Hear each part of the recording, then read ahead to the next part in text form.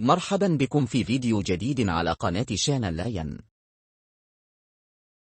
أطلقت مؤثرة مغربية على مواقع التواصل الاجتماعي حملة لجمع التبرعات عبر منصة كوف أندمي من أجل الاحتفال بعيد ميلادها ال40 بطريقة لا تنس، حسب ما جاء في وصف الحملة، حيث اختارت أن تقيم هذا الاحتفال بأسلوب استثنائي، ووضعت هدفا ماليا بلغ 10,000 دولار، أي ما يعادل حوالي 10 ملايين سنتيم مغربي، متوجهة إلى جمهورها ومتابعيها بطلب المساهمة في تحقيق هذا الحلم الشخصي. وتظهر الصورة المرافقة للحملة المؤثرة بابتسامة واثقة أمام خلفية شاطئية لغروب الشمس، مع عبارة عيد ميلاد سعيد لل40 مايو، مما يعكس طابعا احتفاليا لا يخلو من الطرف. ولم تمر هذه الخطوة دون إثارة جدل واسع على منصات التواصل، إذ اعتبرها عدد من المتابعين تجسيدا فجوة القيم والمفاهيم في عالم المؤثرين، حيث أضحى بعضهم يستسهل طلب الصدقة من المتابعين لأغراض شخصية بحتة،